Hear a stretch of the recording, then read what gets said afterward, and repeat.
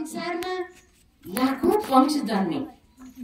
एउटा पंक्ष होइन कि लाखौं पंक्ष जन्मे ब्याट्री लो भयो लाखौं लाख यो संसारमा करोडौं रावण जन्मे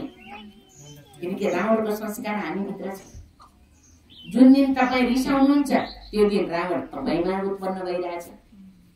जुन दिन अरूलाई दुख दिनेको भावना चित्तवृत्तिमा जाग्यो त्यही दिन तपाईँको भित्र रावण पैदा भयो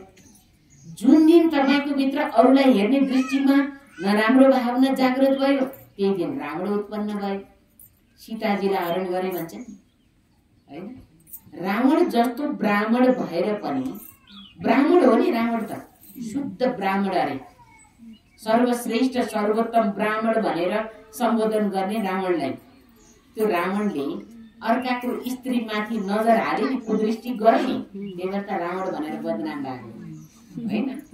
त्यस्ता रावणै कति छन् अहिले संसारमा दृष्टिवृत्ति खराब भएका मान्छेहरू छैनन् त भन्नु त त्यसकारणले पात्र मात्रै एउटा देखाएको हो कि हैन आज हामीले भन्छौँ नि महाभारतका पात्रहरू कति थरीका पात्रहरू हामी सुन्छौँ हैन जसमा आज दुर्योधन भने दुर्योधन कसलाई भने जसले राष्ट्रको धनलाई दुरुपयोग गर्छ दुर्योधन भने हो कि दुरुपयोग गर्ने त्यसकारणले यस्ता पात्रहरू यो संसारमा धेरै छ नाम हाम्रो शास्त्रमा एउटा मात्रै राखेको छ त्यसकारणले यो समाजलाई पूर्ण रूपले रूपान्तरण गरेर मानिसभित्रको नकारात्मकतालाई खतम गर्नका लागि ज्ञानको बत्ती बाल्ने काम प्रतिदिन ईश्वरीय ज्ञान दिने काम ब्रह्मा कुमारी ईश्वरी विश्वविद्यालयमा हुन्छ अब हामीले के भन्छौँ के गर्ने सत्संग गर्ने हामीलाई त फुर्सदै हुँदैन 24 घण्टामा 1 घण्टा 1.5 घण्टा आफ्नो लागि बाँकी 22.5 घण्टा यही समाजको लागि यही परिवारको लागि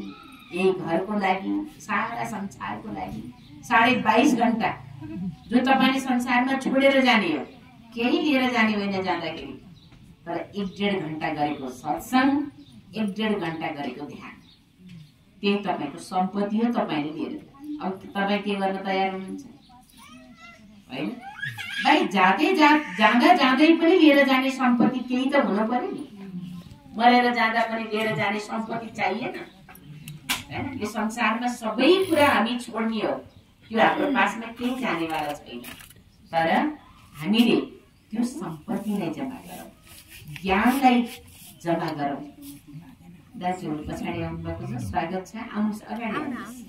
आउनुहोस् अगाडि